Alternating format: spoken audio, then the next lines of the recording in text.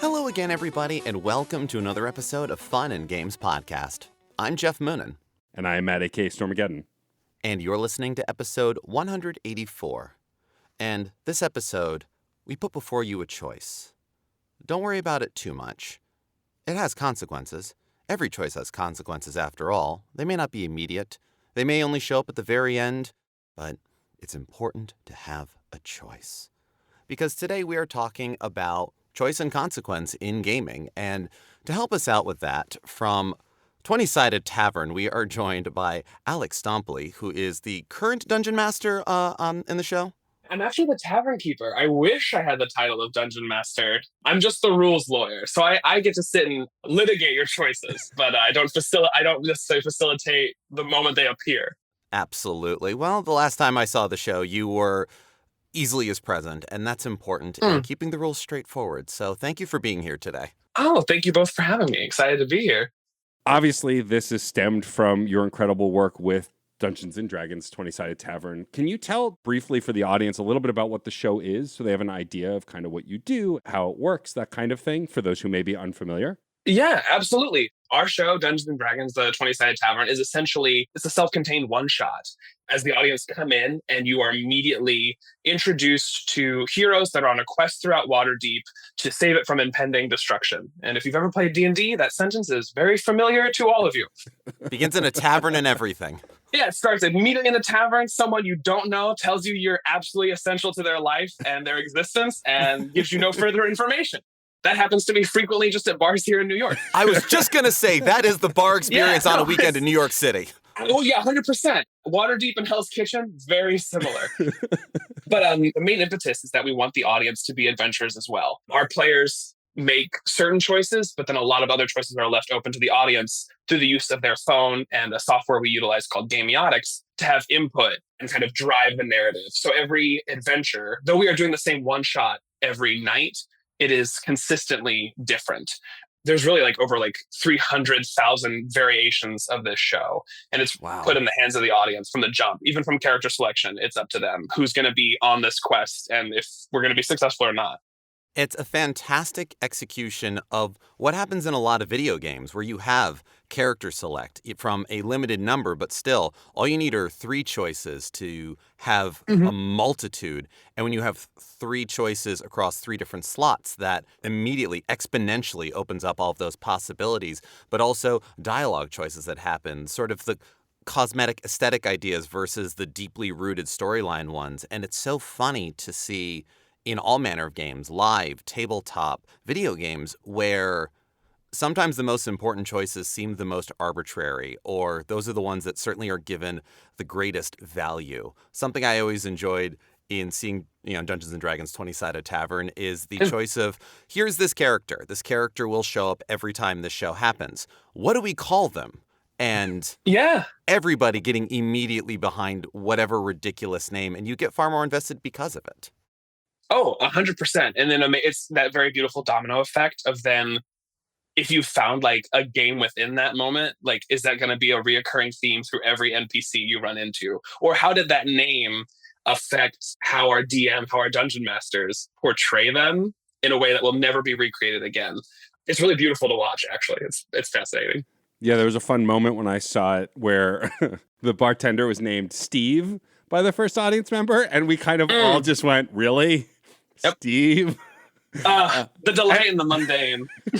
And then it set the tone as we got a few other kind of mundane names, and then someone towards the end of the show who had never played D&D in their life gave us the best name of the whole run of the show. It was I love that dichotomy that the show provides. Was that sauerkraut mugwort? Were you there for that show? I think so, yeah.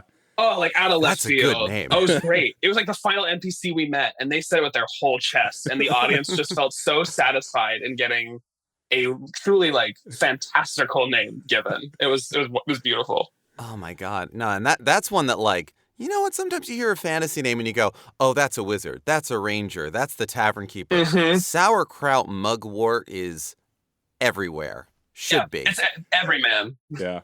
Truly is. An every them of a character. Yeah, it'd be every them. I love it. I never got tired also of every time someone said, oh, here's a name. That's my character in my campaign. And then Cassidy would go, yes, and now it belongs to Wizards of the Coast. Thank you very much. Because it's the show. And it's like, Oh, goodness. gotta love our corporate overlords, right? Yep, absolutely. I do love our corporate overlords, and I'm nodding my head up and down, yes. They are so wonderful in everything they provide, the support they give. It is the best. But pivoting to video games a little bit, it's interesting because I feel like choice has been kind of in games since the very beginning. Like the first one that popped into my head is just, are you a boy or are you a girl when playing Pokemon? Now, there should be a third choice, maybe 4 or 5 others now, but early days, I mean, also being able to choose a girl in Pokemon kind of explains a lot of my experience now. But I do appreciate that the weight of choice in games, I think, even in the classic era, were the weight we put behind it in the role play we provided, in a similar way to D&D, where you're kind of putting your imagination to work in the thing instead of it just providing a ton of that work for you. In the early days, we had to kind of make the imaginative choices way more because they didn't have a ton of weight. Yeah, I think it's nice because it mirrors the human experience. Because when you're a kid, you play make-believe so readily and so available, and like it's just available to you innately that you are subconsciously and unconsciously making those decisions already. That act of role-playing is already there. You play dress up, you pick, and you do all of that. And so to see it mirrored, and now aggressively so, in video games is really nice because for me, it furthers the escapism that video games provide, and giving me that choice allows me to keep going on, because I don't necessarily work well under like, I'm going to arbitrarily make that decision for you. Like, I'm like, oh, let me continue to do it. Let me have my experience and build throughout. And it's very funny to see those spots where a little bit of choice then carries with it a lot of player agency or player choice in filling things in. This is where we get fan art and fan fiction, as well as the fact that to the idea of play as a child, how many different things can a cardboard tube be? How many, and if everybody is kind of playing on the same playing field there, like if you are playing, I don't know, super secret ninja warrior of some kind, and one of you has a cardboard tube and one of you has, your cool uncle's replica katana from their house, you're playing on a different playing field, and this feels unfair. But if everybody's got tubes or whatever they could pick up that is vaguely sword-like, then we're all having a good time, and there's enough variance there that it's like, oh, well, your stick is this kind of sword, and my cardboard tube is this kind of sword, and this PVC pipe that I grabbed from the garage is going to cause bruising, but is this kind of sword. It's those kinds of fill-ins as well, and I feel like as games have gotten more sophisticated, as graphics have gotten more sophisticated, we fill in fewer blanks that we used to, where some pixels had to be so many things, but it's interesting to see where, with more social aspects, with a lot more online discussion, the gulfs and blanks that we are finding in the meantime.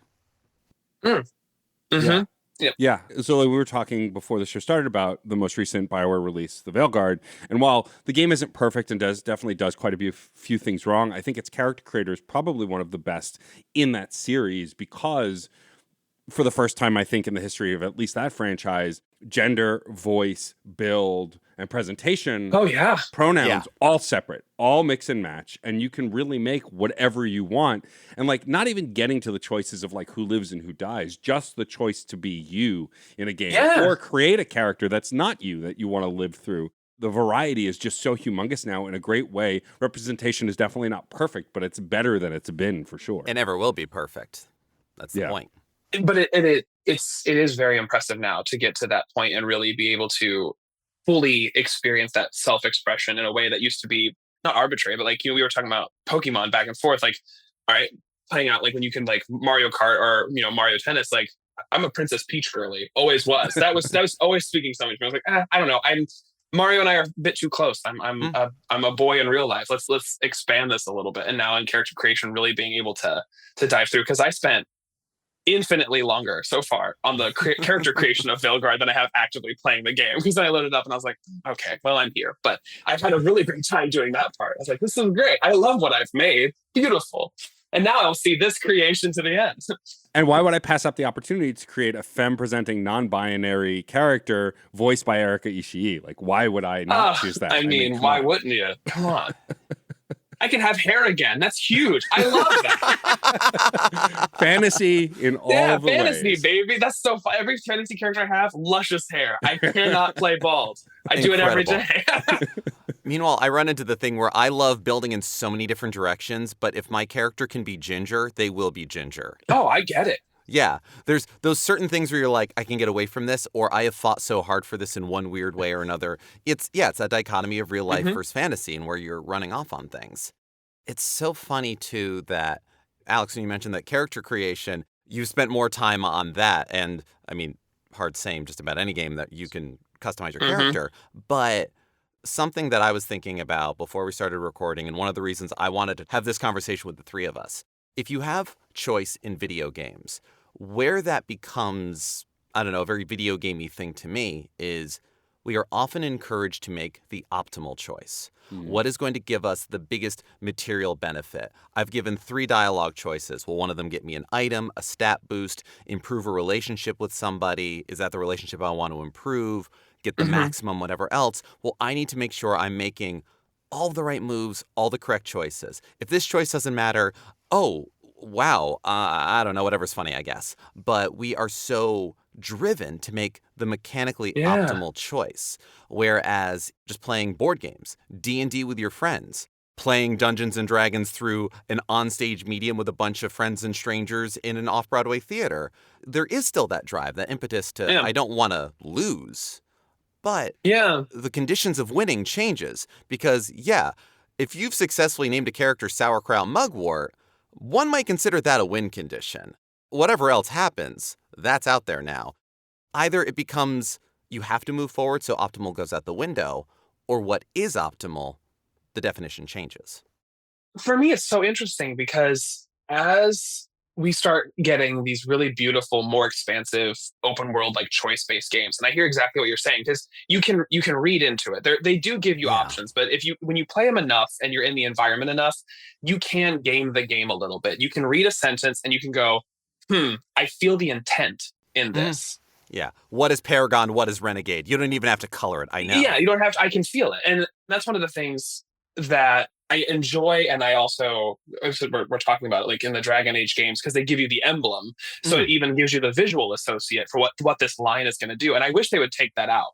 For me, I don't like gaming the game. When I play open world games that are very choice based, I really do sincerely on my first run through try to play it as a natural response. I don't like to dwell on the thought too much because then I start thinking about it and I feel like I'm robbing myself of the overall experience of the game and just existing in it. Yeah. Now, play through 2, 3, 4, very different story. Oh yeah. Then you go into it with an overall goal and you're like, oh, I want to do this round.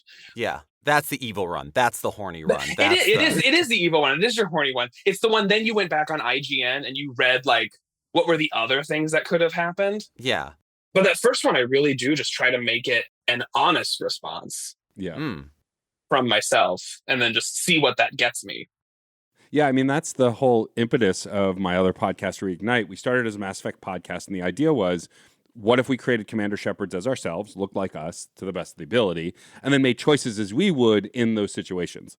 Not actually experiencing an invading alien race aside, being able to decide in those moments, not only just what actions we would take, but who we'd want to romance. I mean, I explored a lot of my queerness through my playthrough of Mass Effect and romancing Caden in that playthrough, a thing that I hadn't done as a male presenting Shep previously because I felt myself as a person connecting to that character in a way that I didn't give him a chance on my first playthrough. And I think there's something to that honesty when exploring choice.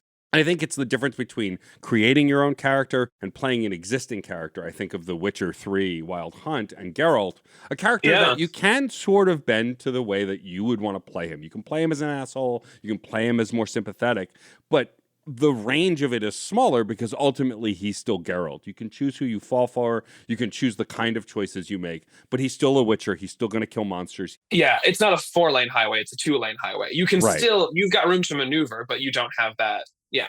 And I don't think there's a right or wrong way to do it. I think my preference is putting myself in the game, but that can also be overwhelming. I know a lot of folks who jumped into Baldur's Gate 3 as like their first big RPG and didn't really know what to do. The game does guide you pretty well, but because the world is basically your oyster, and like Geoff was saying, there's no fail states, there's just paths that end and other paths that open, it can be seen as overwhelming. It's why I don't go back to Skyrim anymore, because like I played so many hours of Elder Scrolls Skyrim, but now whenever I boot that game up, I look at it and I don't think about my first choice. And we've talked about this in like choice paralysis. Like I'm thinking about, well, when I kill the dragon 20 hours from now, I need this thing. So I have to start working towards that. And it can be overwhelming in a way that some other games that are more guided aren't. Yeah, they can. The potential to be overwhelming on the second and third one come through because you are so aware of consequence now. Yeah. In that the human existence, once we have an idea of consequence, it can become very difficult to exist in the present because you're like, ooh. Yeah, you've got your head in the guidebook, as it were. Yeah, absolutely. I mean, I have no shame in admitting this, and I've told him to his face. Neil Newbon is with us right now at the tavern, and I'm on my like 5th playthrough of Baldur's Gate, and I am a commit. I romance Astarion every time. I have not changed. I will never change because it's the best relationship I've ever been in, and I like to go back. And this most recent playthrough, I don't know what I did, but I was 12 plus hours in. And we get to this moment, and I know what the moment is. I know this is the cutscene where you officially start the romance. And Astarion looked at me and he was like, oh, I'm not interested. And I went, well, I can't have this. And I started all the way up there. I threw 12 hours out the window. I was like, I don't want to live in this world right now. So I'm going to go back and I'm going to play. And I was like, that was the decision I needed to make differently. And now we're fine. We're perfectly great. We're in Act 3. Everything's beautiful. I know you were very concerned. I was truly worried. I mean, I'm a Lysel girly. Like I love Lysel. I mean, someone I can date who's going to tell me what to do. I don't have to think for myself and is going to make all the choices for me and be in charge. Why wouldn't I say yes to that? Come on now. Such a good. But throwing 12 hours out the window, justifiably, I might add. Thank you. But of course, does raise an excellent point, though. It's so funny to look at these things of choice paralysis, of open things. And the more I think about it, the more backwards it feels.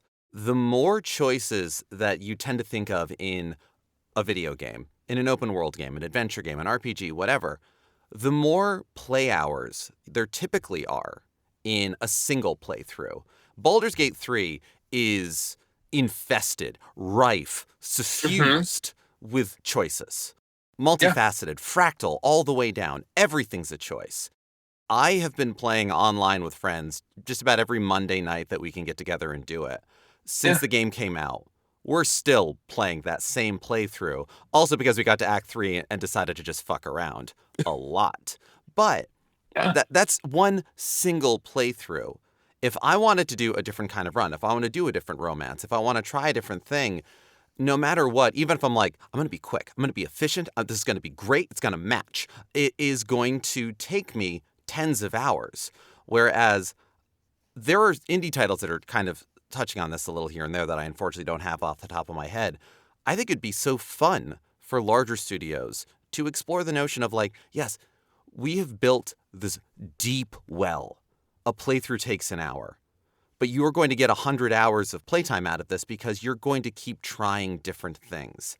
And not just to get the ideal outcome, but to see, but to find out. Truly a fuck around and find out kind of indie experience. There again, always trying to tie back to the brand here, the fact that 20-Sided Tavern is a one-shot. As you put it, it is in fact a one-shot. There's a hard out at that theater. You can't keep going. Yeah. So that also allows for, well, we can't overthink this. The ticket's for one night. We're doing this tonight. We are finishing this one way or the other. So let's do it. Versus a video game experience that, you know, this is where the old PlayStation era promises of like, you know, the game is good because they say 80 plus hours on the back of it. I don't even like Dragon Warrior, but but there we are. Yeah. I mean, that is something that I do struggle with is like, I enjoyed my time with the Veilguard, but I also played it for like 80 hours and I probably could have shaved like 30 hours off of that and still enjoyed the experience. But I wanted to make every choice, interact with every NPC, whatever it is. But then I come to games like Boyfriend Dungeon where there's some choice in the relationships you pursue, the weapon you prefer to use. But like, The game only takes 10 hours and you can replay, date whoever you want, play over and over again. Choices like this, it brings me back to like what you were saying, Geoff, with visual novels. A lot of visual novels are smaller scale, but you're still making choices, not just in the dating sim sense. You usually are given options of like how to respond to certain things, and the character will respond back differently. And I think the weight of the choice can affect that. I mean, in Baldur's Gate 3, there are some choices that basically, I don't want to say don't matter, but they aren't impacting the major story moments. But then there are other choices where if you screw that up, you lose a whole section of the narrative that you can't see till you replay, or a vital romance, as we've discovered as well, if you make the wrong choice.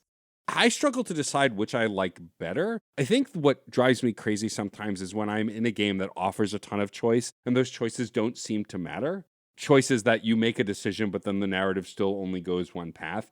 I don't mind if I get a variety of choices that lead to other conversations that build out the world. I'm currently playing through Eternal Strands, and it's by former BioWare devs. And like every conversation you have with every NPC, there are other choices you can make, but they're informational choices. Like, tell me more about this thing, or what was your relationship in your old hometown like this? They're not choices that will affect the overall narrative, but they will affect what you get out of the narrative, which I think are some of the more solid choices because they at least have weight as you're making them because you get something out of it. Do you feel like the casual player of those still speed runs past those moments? At least a few. I think I was that person when I first started playing games. Like when things were really kind of reading, and I say inconsequential, and I like narrative wise, they may pertain to the entirety of the thing, but if they were not in the immediate, you kind of clip through them. Like it took a long time before I became a side quest girly. Like I was not a completionist. I was such a main story person that like it was boom, boom, boom, boom, boom. And then, back on like my PS2 days, a 24-hour game was completed in 10 hours. And I was like, what? And then, Dang. I just didn't find it imperative to do all the side stuff because at the end, like you were just saying, that first journey was the same. It's not filler. It is fleshing out. It's creating a more rounder narrative. But I feel like, I don't know, sometimes I think like you beeline if you feel like they're not leading up to that final moment. It's funny, I've gone the opposite direction. In the Xbox 360 and PlayStation 2 era, I had so much time and I got a couple games a year. So like the reason I've spent like thousands of hours in the Mass Effect world is because it was my favorite game. I had it. And so I wanted to dig into every little crevice. Whereas now, as a grown-up with a video game podcast who covers a bunch of video games, sometimes I get this big open world and go, okay, great, but the side quest got to go because I got to get to the next thing. And so I want to see this story through to the end. And I feel like you lose some of that experience. It's interesting to me. I think time is so vital. And Geoff and I have talked about game length and how a 3-hour game could be even more impactful than a 100-hour game, depending on what you are looking for. And I think that's something else about choice is you can make the choice, not just the choices in the game, but how you choose to engage with those choices. Yeah. And I think it goes back to the telegraphing thing you were saying, Alex, right? There are some choices that you read and you just go, well, I know this is just informational. I can move on because they kind of signpost it. And sometimes that's a blessing for those who want to know those things ahead of time. But for some others who just want to kind of be surprised, it can kind of be a bane to see a choice and go, oh, well, I know what that's about. I guess I'll just pick the other one then or whatever. Well, that's one of the reasons why it got me again. We were talking about this before we started. I just recently did a replay of Until Dawn, and I had forgotten how there's really no thought in that game. Like, and there's thought, but you don't have the pleasure of time to think about. It is impulse driven, which is so much more exciting. And then you can't go back until the game is completed, which I also love. And that is beautiful. It is a funny thing. Like, as we're talking about the various ways that we, assail and assault large games, open games, games with a lot of deviations, I'm thinking on the ways that my play style differs depending upon who I'm playing with and for what purpose. I am a lifelong side quest bitch.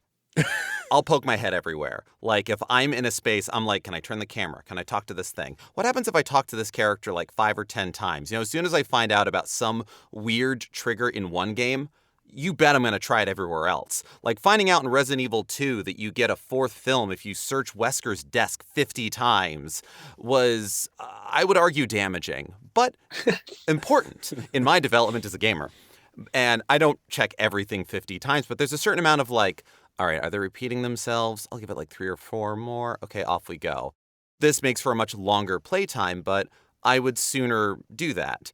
If something is like, yeah, no, this is going to be monotonous, I'll walk away. But I want to find it. versus playing with my spouse. Sarah wants to play a game once. If it's a 5-hour game, if it's a 150-hour game, we have played through the latest Persona games together.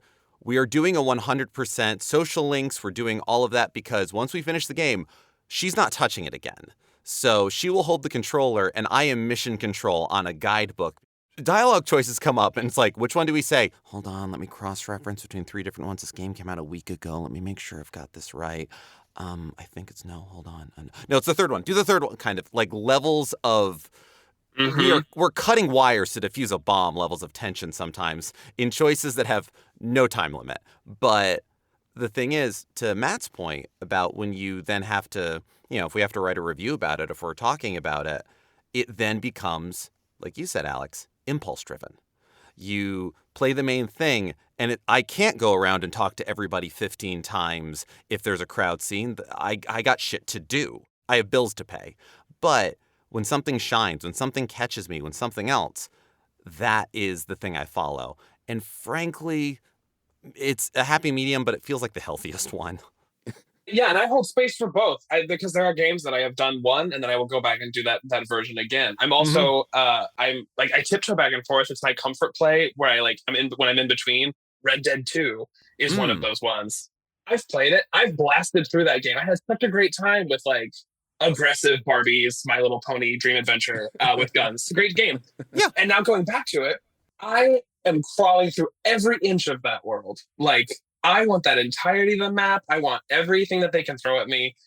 That's another fun one where even the main missions are not the thing that are consequential to that game's outcome and its various endings. It is your response to the environment and those side missions that give you the one of, 6 or 7 or whatever it is, which is just brilliant design on that to invite you into the side quest world and to really comb through it to get those different things. Because also so many games, you almost start with the idea of you are a hero or you are a blank slate. The protagonists of the Red Dead Redemption games very certainly are not. And so there's almost an idea of you're starting at a deficit if you want to feel like even a neutral person, let alone a good person when you finish the game. So if you just keep going, then you're continuing to do as that character was doing before you got control. Yeah. But if you take an interest, if you try something a little different, and that is such a cool way of bringing that in. Because I would argue that the playthroughs of games that are things more like The Witcher 3, where, Geralt's always going to Geralt. You just kind of get to decide which lane of traffic you're in as you take the bus. But that works better for a longer playthrough because you get that feel of agency and you don't feel like you miss a few things, but you're not like, God, that playthrough was such a waste. And something like, Red Dead Redemption, either 1 or 2, there's a little more that's got just a little more choice there. And I think because they give you that grit of almost having to prove yourself. Yeah, I think about one of my favorite indie games, Disco Elysium, and how you are playing a drunk over-the-hill cop who wakes up one morning and has amnesia, can't remember anything, which is a convenient way for you then to decide what person this character becomes. And you could either rediscover the person you used to be or be the complete opposite.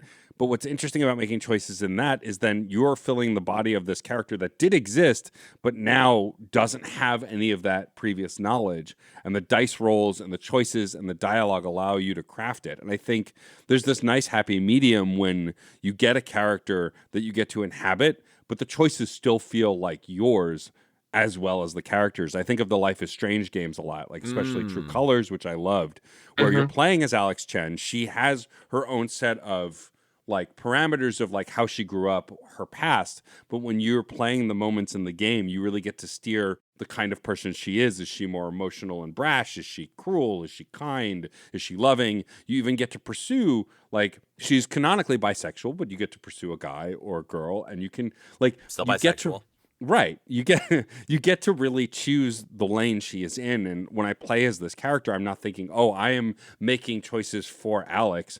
Very often I feel like I am inhabiting Alex's body. I am role-playing this specific character. Kind of, I think, in the way, to bring it back to D&D, when you craft a character for D&D, if you're heavy into the role play, that character has rules. There are things as that character you would or wouldn't do.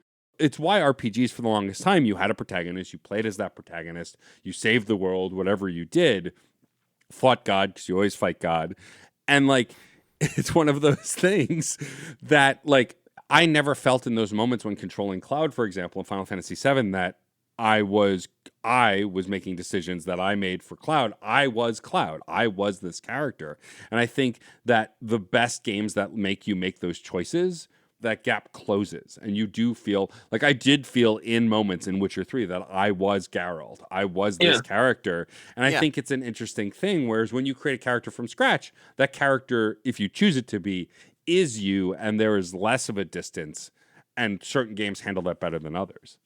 Yeah, it's existing as or facilitating as. I feel like that's what that boils down to. Yeah, I agree. In any kind of role playing, whether you are just playing a video game where you have a ready-made character, D&D, acting, anything like that, no matter what, you being the driving force of a character, that character is you in some form, fashion, focus, something. So if you get to make the character entirely from scratch, even if you go, oh, I'm just 100% gonna make me. It's like I was shot by the laser in Tron, I'm in this now. Mm-hmm. The fact of the matter is, the rules of the world, the laws of the world, the constraints of design, whether digital or tabletop, will force some different things. And you have to choose what of you survives and what of you has to adapt into what fits into this world to keep things going. Versus those times, you're like, okay, I'm Cloud Strife, ex-soldier. What part of Geoff exists in Cloud? And what part of Geoff is going to get to come through, and what parts of Geoff are just going to go, well, I'm going to have some fun goofing around with that, or stretching aspects of myself to fill the gaps and fit things in, the extrapolation and the gaps. Yeah. I mean, I think also we talk quite a bit about Dragon Age and the BioWare oeuvre. They often are very good at making choices that have weight. And to me, I think the other kind of choice that really means a lot to me is emotional weight. You think about the suicide run in Mass Effect 2, characters can die, survive. Even in other BioWare games like Inquisition and Dragon Age 2, where like there are such huge things at stake and characters, you can romance characters, lose characters, can hate you, whatever it is, become your rival. I think those kinds of choices are some of my favorites because as an emotive music listener and emotive video game player, I like to experience a range of emotions while playing a game. Like, I mean, no game has me faster than if you make me cry at some point because of whatever the choice was. Of course. Well, and absolutely. And nothing is more frustrating than, it's such a weird thing to say, I need a consequence. Like, there's nothing more frustrating than, please do not give me choices if there is not an active consequence to it. Because then what are we actively doing? Why did you need me to do it? The feeling of not mattering in those moments is palpably frustrating. That's just the beauty of consequence, that cathartic release. It's the things that make art the human experience. Like, we like going to, theater, reading a book, all of that. We want to be able to feel. And you put me in the driver's seat and you're going to let me go into a situation. I'm going to be able to feel this make-believe world's breadth of emotion and consequence. That's what I live for. I love that. I do like failing in video games. I didn't save them all until Dawn this last playthrough. I lost a couple and I was like, no, I tried so hard. It wasn't a sad, I wasn't down on myself. I was like, God, gave it my best. Oh, well, let's try again. Yeah. I have likened playing video games and video game stories to theater a lot. Yeah. I often quote Hadestown. It's an old song, it's a sad song, and we're going to sing it again. You have those consequences so you can feel something. And we feel something in these spaces because you can just hit new game. If you need to, you can just hit a new game. Or you reach the end, and when you're ready to come back to it, to try again, to see something different. Or the story always goes the same way, but you want to just feel that story again. Final Fantasy VII on the PS1, there are some choices that have some mild consequence, not a ton. But the thing is, I've played that game an innumerable amount of times because I love the story, I love to live in that world, and we're going to sing it again. And sometimes the consequence doesn't even have to be that big. Sometimes it can truly be just a silly one. If the dialogue choices do nothing but get a funny reaction, that's enough of a consequence sometimes to be a worthwhile choice. Oh, 100%. I'll take the same stance with video games that I do take with theater. And you just hit it, Geoff. Sometimes people, I feel like they go into the arts and they are expecting a very intense cathartic release. into whatever end of that diagram. And sometimes things can just exist to make you laugh. Camp is a very real thing. That laughter is a very real thing. You sometimes don't need a deeper message than just that joy it brought you. Yeah. And then there are those venues that do give you the much bigger emotions, the much, bigger doses of sadness and anger and frustration. I love the Kingdom Hearts franchise. I play it a lot, mostly so that I can eventually understand it. One day it'll be unlocked for me. And I look forward to that. That will be the day that I transcend and I leave the mortal plane. But, it's one of those, like, you don't really have a say in any of that, but it is an enjoyable, brilliant experience. And it's the things that are built into it, I love redoing. And if the choices that I make in this playthrough are how many of the 101 Dalmatians can I find again in Traverse Town, then we're going to do it. Maybe. I don't know. I think I'm still missing a couple, but we're going to try, damn it. Yeah. I'll get all of Winnie the Pooh's pages game after game after game. I can't not. I'll cry every time. Not. Yeah. That bear looks at me and he's like, I don't know who you are. I'm like, okay, well, that's enough for me. I need to get off the game I now. have to save you. And that's the funny thing to me. I'm going to presume this happened to both of you, but I'm just going to put this out there. That thing where you're like, all right, I'm going to play it different this time. I'm going to romance a different character. I'm going to do the evil run. I'm not going to get that character. And you're just like, oh God, I can't. I'm so sorry. Are you okay? I do the same thing. Yeah. I do the same thing. Yeah. It's funny. I make fun of my co-host on Reignite because they are obsessed with Garrus from Mass Effect. And when we were playing as us, I went, well, this won't matter for you, right? You're still going to pick Garrus. And they insisted, no, I'm going to really try. And then, of course, they romance Garrus. And I totally get that. I think there's this comfort in repeating those choices. Like when I did a evil run or a renegade run of the Mass Effect trilogy, I had to force myself to make, because I also hate to be an asshole in things. I am an asshole in real life, but in video games, I just feel so bad all the time when I do something fucked up. And it's like, I can't. And so I double back, but I love that idea of going back to these games. I've played Chrono Trigger, I don't know, 30 times generously. And yet still there are small choices you can make in that game that I'm like, oh, I'll pick this other thing. I'll get that other item. Nope. Still just straight path, same way every time. It's like creature comfort. And it's the same reason why you watch the same TV show over and over. You're like, I know this. This is familiar. I will continue to do this. Yeah. Several times I've picked up with the intent to be different. I go, same. Oh, well. I'm having fun though. And there is something to be said for kind of like Frankie examining, oh, no, I'll pick something different. I'll pick something honest to me. After thinking about this for a while, Garrus is the choice for me. Yeah. It's a nice look. I think there would be a great improvement in many lives and a lot of things if there were those sort of presumed choices that we took a minute and examined them. Why do we do them? Why is this important? Sometimes it truly is because I want that, because that is important, because that is great. And you can then go about your life with a greater sense of confidence and a greater sense of self that you have looked at that. Whether those are the clothes you wear, the music you listen to, the job you have, examining those in games and even playing the straightforward storyline and narrative, you then find all of the new nuances, the new pieces, and you get a chance to go, well, do I like that? Yes. Do I like this? No, I'll do that different. I can't not get this item. I can't not bring this party member with me all the time. Sarah's playthrough of Dragon Age Inquisition, she always had Sarah with her. Not because of the name, but because she loved that character. And it's like, well, you're a rogue. You don't need another rogue. I don't need a rogue. I need Sarah. Okay, fine. This matters. The level I identify that with is palpable because I'm always a spellcaster and Dorian was with me the entire time. I didn't need it. It was superfluous. He was my husband. I had to protect him. But oh yeah, we had to travel. But we were doing the exact same thing. I was like, okay, well, I could diversify the party, or I could be happy and know you're right here. I'm gonna pick that option. Look, unless I have to do something different, bringing Sarah, Iron Bull, and Dorian create some of the best conversations I've ever heard in video games. This is great. This is what I want, and I refuse unless you tell me that I have to, and I'm like, all right. But fine. Solus can come along, but only as long as he's once. You may bring him once. And then otherwise, it's the crew. It's my besties.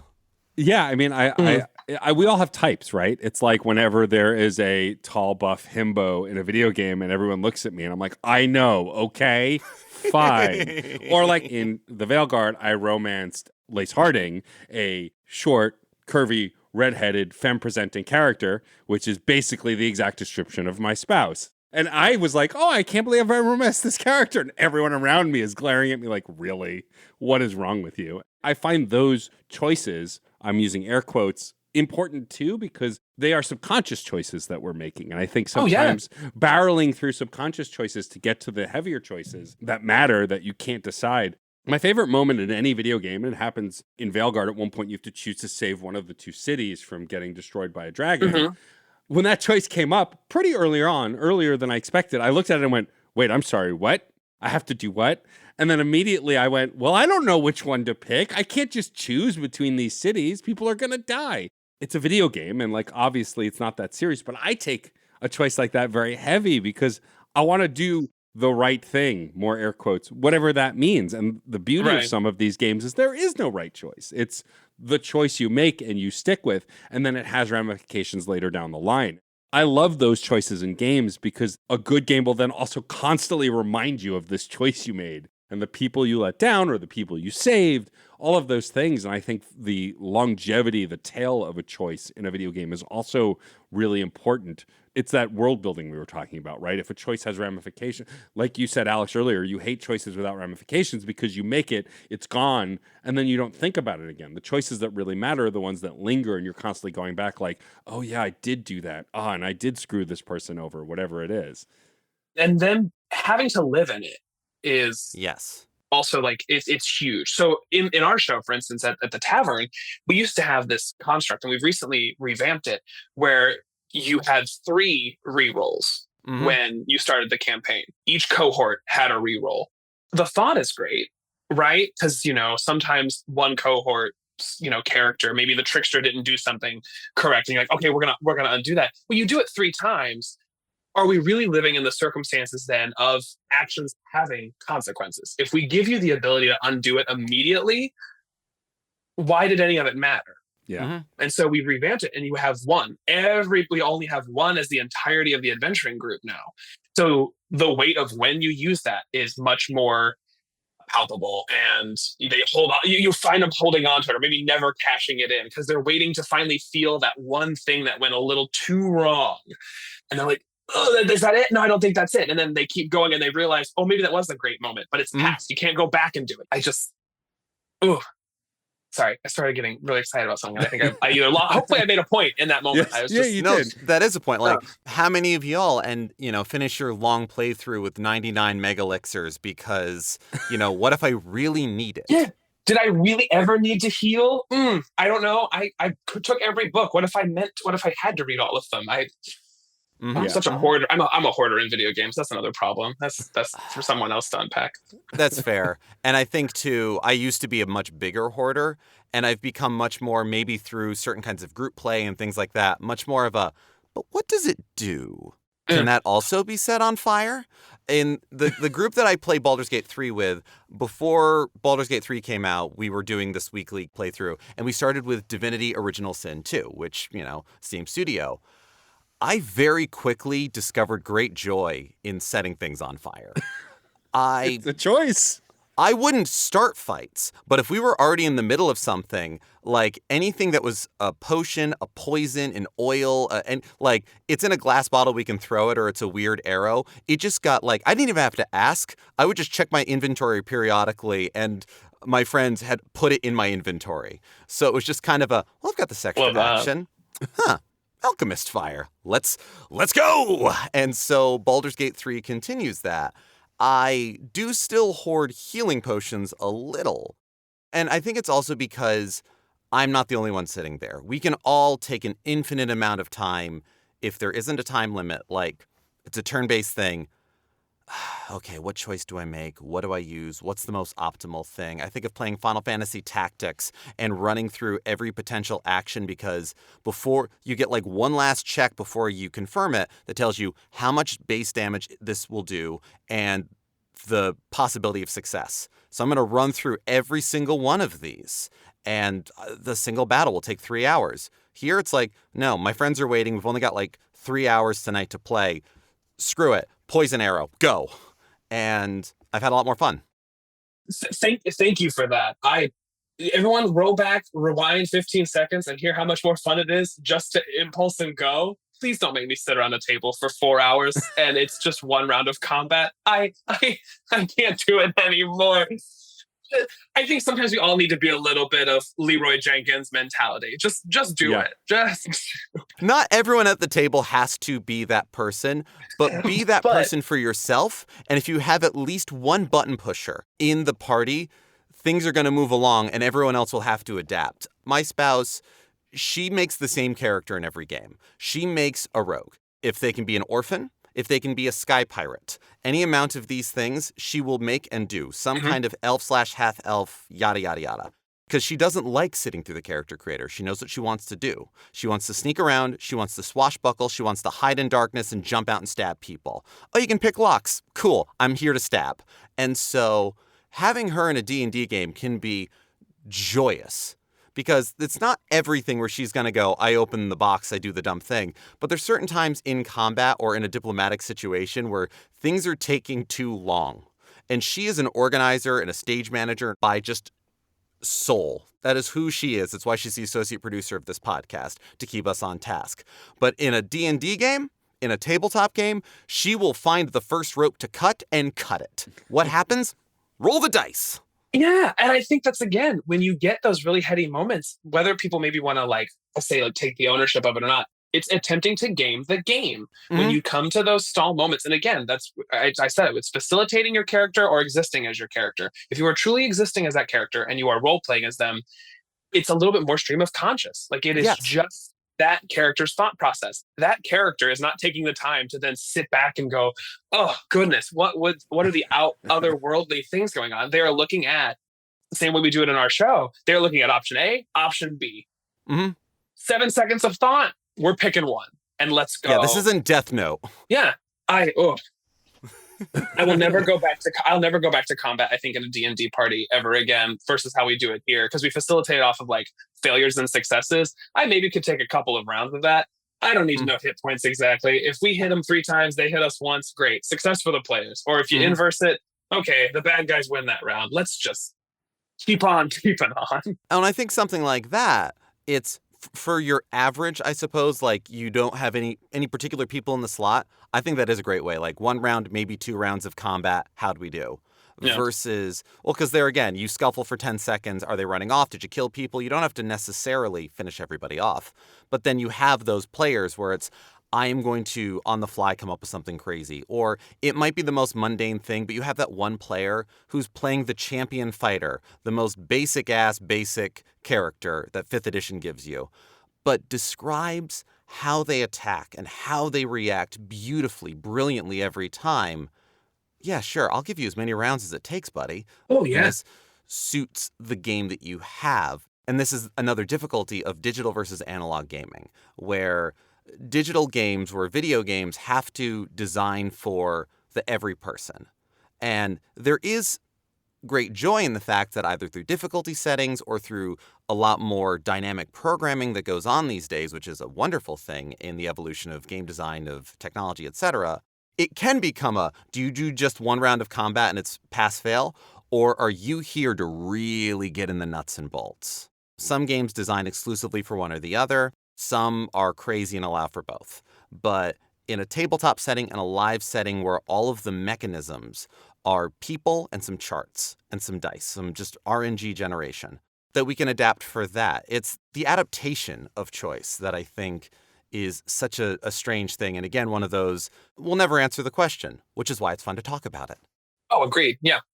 I do want to go back to the item thing really briefly, though completely irrelevant to this topic. The way you get better at using your items is by being bad at video games. I have to use those healing items or I will lose. And so I use them.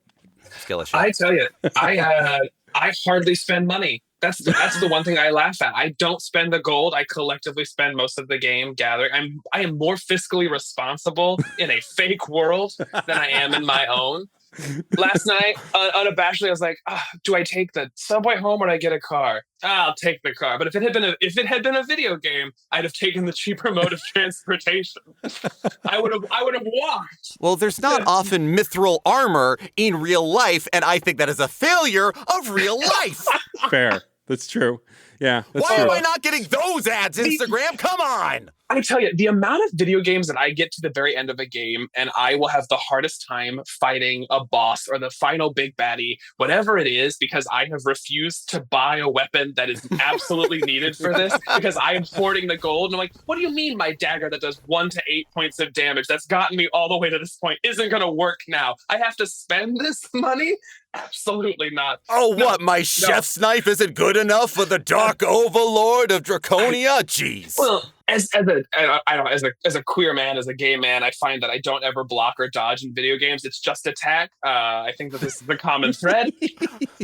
If it's a dodge roll, I'm going to do it all the time. If it's a parry button, no. Absolutely. No, we're just going to keep hitting them. When you find out that doesn't work if your weapon is trash, you're really confused for a while. You're like, I don't know. I thought that would work. Yeah. New tactic. I'll try it again later. I run into the funny thing where I spend plenty of money on cosmetic items. Like, I will not buy skins in a game. I don't do free-to-play stuff. But I'm doing a new playthrough of Pokemon Legends Arceus right now because I'm so excited about the new game. I have spent so little. Like, I have expanded the capacity of my bag, and I've bought clothes. I'm not buying items. That's ridiculous. I can make things. I can't make clothes. So, I've also gotten 3 haircuts. So, like, just style. I feel like this is a safe space. I'm going to confess something. It took far too many playthroughs of several games for me to realize that they had made options for you to equip armor or extra things to your character and then hide them from the view. Yeah. And I, for the longest time, would not wear any armor because aesthetically I didn't like how it would look on my character. So there's so many games I've played that were infinitely harder and took me longer because I'm sitting there going, I don't want to be bulky. I don't want a helmet. I made this beautiful face and you want to cover it up for 3 more points of armor class? Absolutely not. And then I find this option. I go, my vanity has ousted me once again. That's life. Sometimes being beautiful hurts. And I suffer every day. Every day. Every single day. This is a choice I have made every morning. However, and that's the consequence, as I'm easier to kill. God damn. No, but they absolutely hide those buttons in those spots where it's just like, it is always the smallest button or dialogue piece. Like, yes, that is a confession, but it's not one where it's like, wait a minute, there was an attack button kind of thing. I've just been walking through. I thought this is a walking simulator. It's Dark Souls 3. Yeah, but I got pretty far. Not very far. Honestly, you could probably get further in some of those games not fighting things than fighting things. So that's true. This brings me to a question that I've been wanting to put out there. Have either of you ever done self-imposed challenges on a game that you found actually made certain choices matter a lot more? In asking this question, I'm thinking of Nuzlocke runs for Pokemon, where you play through the game, you are only allowed to catch the first unique Pokemon you encounter in each new area, and if a Pokemon faints, it is considered retired, dead. You release it, you put it in a box that you don't touch again. If it faints, that's it. And so you have a limited number of Pokemon that you can catch in a playthrough. You can't guarantee which ones you're going to catch. You can't, in Red and Blue, go to Viridian Forest and just keep going until you find a Pikachu. If you catch a Metapod, you better learn to love Butterfree. And you're encouraged to name them as well, because there again, when it's, got to catch them all and you just you make the mechanically optimal party versus, no, this is my Vulpix. I don't normally have a fire type on my team, but this one is important to me.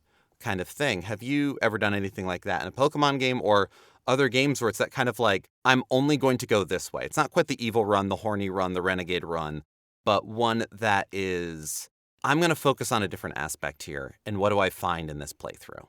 I mean, a self-imposed challenge that comes to me is we haven't really talked much about the choice of gear. We talked about it a little bit and not wearing armor because we're too pretty.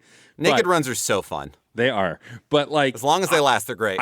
I've made choices in RPGs you're saying, Alex, that you tend to always play a caster. I always tend to play a warrior because again, bad at video games, want more health, want more armor, warrior. And so I have forced myself in other playthroughs of games to be like, all right, well, what if I do this class or I only use these weapons because I want to experience this thing? And if I don't abandon it halfway through, I can commit and do it. But sometimes they're awful and I won't. But like I have often like done those things at the start of a game of like, if I'm really intimately familiar with the mechanics or classes in a certain game, I will then purposely choose something outside my comfort zone, A, to add challenge, but also B, to just experience something different. So that's one that comes to mind for me. I truthfully haven't. I haven't gone through and played. There have been some games where I've gone through the intent of really trying not to walk the same path, but that's really been about the most. And when I just get to those options, it's that arbitrarily forcing down another way. But I've not quite put the emotional stakes behind it. Like I've got friends who will do honor runs of games and things like that. And for me, I haven't done it yet, only because video games for me are still something that I cling to the respite that it gives me for my everyday life, that I haven't gotten to the point of wanting to then put like, I don't know, baggage on that experience and be like, well, you're here to escape and I'm going to make it torturous. Like I will actively, in the middle of a playthrough of something, if I am like, gosh, I'm having a really hard time, to hell with it. Let's scale it back to like story mode, just so that I can get back to enjoying again. And then when I am comfortable, I will up the difficulty. Yeah. I see that as playing the game as it should be played. Yeah. That's why those options are there. Totally. Yeah. I mean, I have a soapbox that I always take out when I talk about accessibility options, and that playing things easier with modifiers, with hacks, with mods doesn't make you a cheater. It makes you playing the game the way you want to play the game. It's your game. Experience it the way you want to. Me having an easy mode to use in Dark Souls doesn't make your ultra hard mode Dark Souls playthrough any different. It doesn't affect you. It only affects me. Ain't that the human experience that I wish we could get everyone on board with? Yeah. How I have chosen to exist and operate in my life as you want to live in hard mode, baby, you go live in hard mode. I'm going to live in story mode for a little bit. So to bring this back to a theater comparison for a moment, because I love getting to make theater comparisons on this show. Let's do it. I was talking to a friend of a friend who was at that point playing Billy in Chicago. And so I got to learn some fun things about how things happen in the current production of Chicago. And I bring this up as far as like story mode, hard mode, things like that, of Chicago's been running for 1,000 years, 1,000,000 years. I just saw it 2 weeks ago again. This time that I saw it was the first time I'd ever seen it. So it was like, oh my gosh, this is a good show in the most like tired, worn out way. And it's kind of funny. I'm so happy I saw it.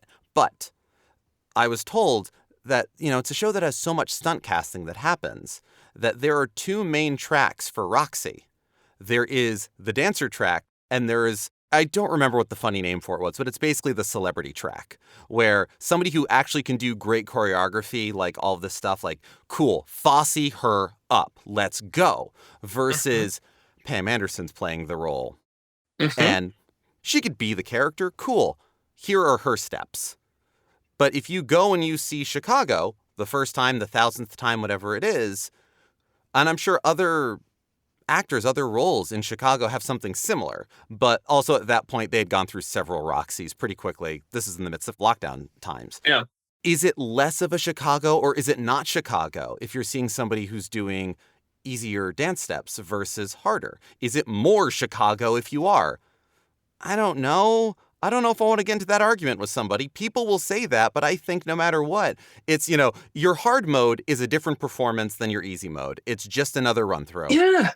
And again, to the people who are experiencing it that time and that moment, they don't know any different. Exactly. So then what did it matter? Okay, great. You have seen it or you've experienced it 5, 6, 7 times. Yeah, you don't flag it a certain way. People aren't wearing a specific color on stage because they're doing something. No, they all wear black because it's Chicago. Yeah, it's the same with like, different, I'll video gamify it. It was like different skins. And you're like, oh, look, so-and-so had to go on for this and they're not wearing the exact same costume. Well, what did it matter? None of us are wearing. All right. And we are all different from moment to moment, from day to day, from show to show. What goes on in that performance is the truth, and what goes on the next performance is also the truth. And the truth looks the same mostly, but it's a little different because you're not watching a playback. You are experiencing it and having the experience. And so the little differences are what make it interesting, even if it's a show where the dialogue is always the same versus one that is an immersive show, an improv show. But those two, a small choice is made and now the Herald game is built. For me, that existence, if you can really live through all of that, video game art, seeing something, someone remounts a rendition of something, and you go through that whole thing, and all you are doing is that comparative mindset on it, I would find that so incredibly exhausting. That existence sounds very tedious. Because again, I saw Chicago with the current stunt casting, Erica Jane, love me a Real Housewife. That's why I went. There you go. I've seen it several times. I did merch for them. I sat in that audience for years. I don't think I could have fully told you that there were 2 tracks because it's the overall experience. And at the end, did she do the hot honey rag? Yep, they have to teach you the iconic one because it's a whole moment in the show. But I would have had no idea. Yeah. Yeah, and I think it's an important comparison piece to video games because I think it's really easy. Like, you and I had a very frank, brief conversation about how you're not happy with the Veilguard. I loved it. But that doesn't make my experience or your experience any less valuable because there are experiences. And I think the thing that this show is born out of and our SideQuest series is born out of is like letting people enjoy things. Yes, there is a world for critique. I critique video games regularly, and I think there's a place for critique. But like for me to tell you you suck because you didn't like the game I like is idiotic. And if you want to have a spirited conversation about why you didn't like the narrative or why I liked the combat, that's a different story than just going, it sucks and you suck, which I think is a non-starter and where a lot of art goes to, and it drives me a little bonkers. Just like choices, there is really, in video games, there is no right, there is no wrong, there is just the consequence, there is just the after. There's so forward. Why in that moment, there's forward. So why in this moment do you really need to hold on to something to feel like you are right? Is it because someone is it the weird ambiguity feeling you have because, did I not realize something? Is it an inward self-reflection that you're concerned, person X had, what was that about me? Or just let it go. Just, okay, cool. It just happened. Like, I found Skyrim after, like, much later than everybody else. I had played, like, Dragon Age Inquisition and Witcher 3, because I came to video games rather late. I had a PS2, and then I stopped after Kingdom Hearts never released anything. And then I didn't get a PS4 until 3 entered the arena. So there's a big gap in my knowledge. So I played, like, Witcher 3 and Dragon Age, and then I found Skyrim. And I remember starting that going, this is what this is what everybody liked? I can't handle these graphics. And I got an entire town turned on me because I accidentally killed a chicken 5 minutes in. I hate this. But that's me. That's mine. And then I finished the game and I went, okay, fun. And I put it down and I've never picked it up after my first playthrough ever again. But I hold no grudge to anybody who likes it. I think it's a fantastic game for somebody. Yeah, sure. And you could see the merits in a game and go, oh, that's a well-designed game, or oh, that's very cool. It's just not for me. Not for me. Yeah. You might say that choice starts with the games we pick. I'm sorry. I'm so. But it's true. Yeah. But it is true. It is true. And like making that choice, like playing choice-driven games, I think is a choice we make. Some folks want to play sports games, racing games, Call of Duty games, and even those games have choices these days. Absolutely. There's nothing wrong with that. It comes back to every game is somebody's favorite. Quality is irrelevant. If you played this game growing up and you love it, if you played it now for the first time and love it, quality be damned doesn't matter if you love it, because there's no right or wrong, good or bad when it comes to enjoying something. There's no right way to enjoy something, even though a lot of people would have you believe that there's only one way to do things. And so I think that ultimately is why I love choice-driven video games, because it just adds to that customizable experience that makes you personalize and make the game personal to you, which I think at the core of all of this is what makes for a good choice-driven game, is if the experience feels personal, regardless of the choices you make. And it's that ownership that keeps you coming back to it. For me anyway, because it is amazing how many games that are just like straightforward that I have played, that I truly have played once, and I said thank you so much. And I've put it back down. Maybe contrary to like a book where, the ending is the ending, but you still, pick it back up. But choice-driven games, that ownership and that personal customization that comes with it, it inherently will kind of always bring you back because it is yours. Every time you craft it, it's different. And we've talked about it a little bit, but at the tavern, that's one of the things that has garnered us people who have seen the show now in the double digits. That's not something that really happens in New York's current theatrical climate, whether that's, boxed out because of affordability or just because people aren't really wanting to spend X amount of money on something that they already know the outcome of. But from beginning to end, everything is different. You're probably not going to see the same characters you saw the last time. You have no idea what the dice or the collective groupthink is going to do. And then down to what you even face at the end of that adventure, that's specific to that room of 500. Yeah. And once you get that beautiful final monologue from our dungeon master, whether it's good, bad, indifferent, it's just reflective of that experience, and it will never be seen again. And when you come back, you get the privilege of experiencing something completely brand new, and you can't game it because it's impossible. No. It's impossible to recreate. Yeah, no, I am somebody who has seen the show a handful of times, and it's a different show every time, whether it is different people in the different roles or, you see the shape of it, but it is still an infinitely different experience. From when you open your program, you are almost guaranteed to have a different experience one way or the other. Yeah. I mean, I've only seen it once, and I can't wait to see it again because of that. And because the cast change, between just the swings and the regular cast and then the awesome guest cast that you guys have had, like Iffy and Erica and Neil now. Or those characters that same actor will be. Because there's 3 characters that are chosen for them. And that's the other thing, too. And we've talked about it. Even if you do see a character 2 or 3 times, let's say you come and you always see Chester, who is on paper as a party time barbarian, the way Diego plays him, the way Murray plays him, the way Iffy played him, the way they embody that entity, it means something different for each of them. And you get to see exactly what we've talked about periodically throughout this brilliant discussion of what it means to fall into a character and make choices that are true to that character's existence or that interpretation in that moment. Because that's what we get to do when we go back and play through. Maybe you do your honor run or your dark urge run, but you're being true to the experience you set out for yourself. Yeah.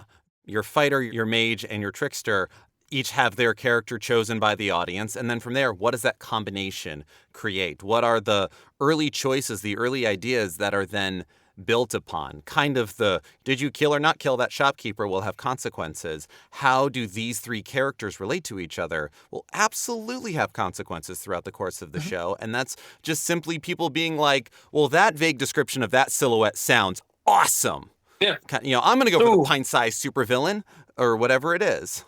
Yeah.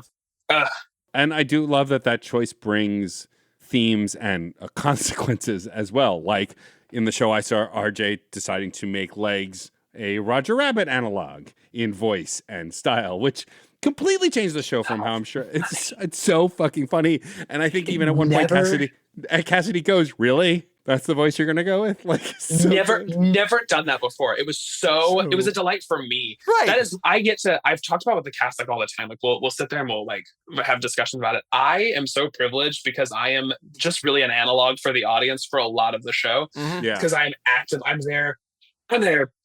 We do 8 shows a week. I'm there for 7 of the 8, and sitting there night after night, I am equally entertained. Yes. And that's, I think, a testament to choice and consequence and just doing something very small and different. I've seen Legs. I know he's a breakdancing poisoner. And when that came out, when RJ came out doing the Roger Rabbit, almost like Snagglepuss Looney Tunes take, I was like, 300 plus shows. I've never seen this. Yeah. Brilliant. And it was such a different vibe for a character's mechanics that I know like the back of my hand. I was like, How are we going to justify what's coming next? But I'm here for it. I think that's so cool. Yeah. And it's that way that whenever you play a group game, you are like, there are those ripples, there are those effects. Just as in a single player game, in a tabletop game, whatever else, no choice should be in isolation.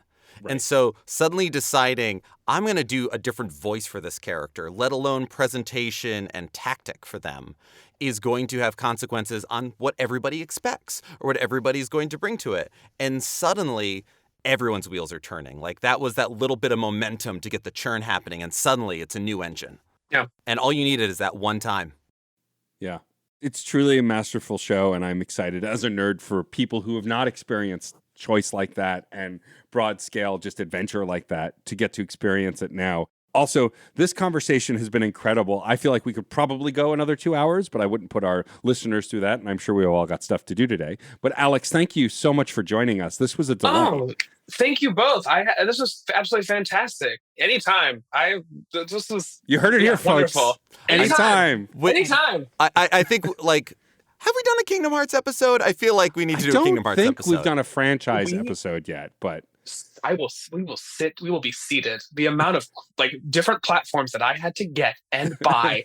And I own the version on 4 where it's like the story so far where they just put all of the cutscenes together in a terrible stop motion movie. I was like, explain it to me like I'm 3. Because I don't know. And I think your worst entry was RE Chain of Memories because I don't like the card-based gameplay. Let's go.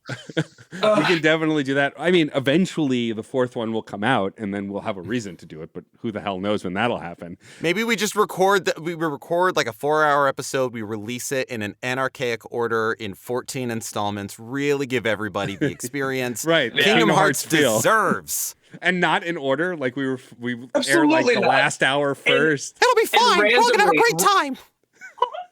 And one of them has to go out on a floppy disk for reasons just because. Right, of course. Absolutely. I don't have any floppy disks. I do have mini disc. I mean, I that would work just remember well. that. Oh, let's go. Mini disc player. Yeah. But this was truly a delight. It is great to spend this time with you, Alex, and we will definitely have you back on the show. Before we let you go and before we wrap up the show, tell folks where they can find you online if you wish to be found personally, and of course, where they can find the show and come see you in live meat space. I don't know where I was going with that. The meat space. That club closed in Hell's Kitchen. No. So yeah, absolutely. I'm Ace Stompoly or Alex Stompoly on all socials. Find me on Instagram, Facebook. I say begrudgingly because I am victim to the machine. But yeah, I'm there.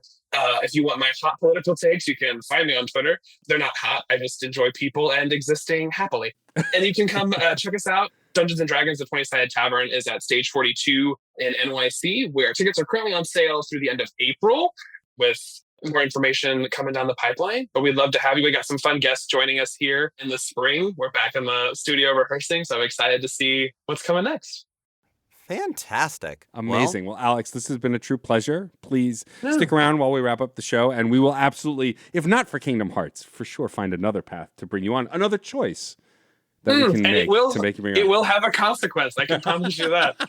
It will be. It will be. So at this point, listeners, it's up to you. We put it to you. Should we have done another hour of this? You can make a choice and let us know. It will have no change on this episode, but maybe a future episode. Consequences can be far-reaching like that. What was the first game that you played that really had that kind of choice that mattered to you? When did a consequence come up or an effect that you didn't expect but really elevated or altered your gameplay experience? Let us know. Reach out to us. There's so many great ways to get in touch.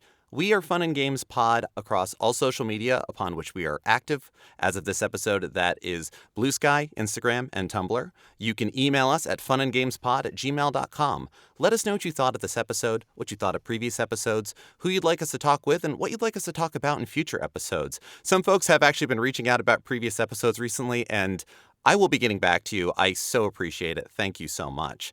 You can also visit certainpov.com and find not only links to other fantastic Certain POV podcasts on our network, but a permanent invite link to our Discord server where a lot of these conversations continue. And yes, there are consequences. But if you want a one-stop shop to everything we're doing, and if you have the means and or desire to help support us, you can visit our Patreon, patreon.com/funandgamespod. There is a free tier, so you can join without pledging any money, and you can take part in some of the polls that we put up and have access to the RSS feed of all of the stuff that we put out. But we appreciate everybody on the Patreon, and we would like to shout out those at the high score tier and above. Today, the high score board is Alex Lavelle, Case Aiken, Daniel Nyden, Alejandro Alves, Chris Coplian, Curly Bright, Film It Yourself, Patrick Edwards, Sean Bowen, and Wes Bates. Thank you so much for your support. Do you want the Ragnarok Magicite, or do you want us to make it into a kick-ass sword? I still don't know what's the right answer. I want the spell, but swords are so effing cool. It's true. Swords are very cool. Also, if you can spare a moment, please rate and review us on your podcast platform of choice. It's what really helps podcasts grow, whether it's Apple Podcasts or Spotify or Good Pods. There are a bajillion ways to do it. Please, a rating and review goes a long way, and it's free and only takes a few minutes. So when folks search important choices or horny playthrough, this episode will come up because obviously that's the important stuff. If we are the origins of horny playthrough, I don't need to achieve anything else in this life. I'm going to keep going, but you know what? This is a gold star playthrough. Thank goodness I found it. Well, We'll find all of that together, I think. we will. We will. Whether you help us make this a gold star playthrough of life, whether you reach out, whether you are on the Patreon, or whether this is your first episode of Fun and Games, thank you so much for being here. We couldn't do this without you.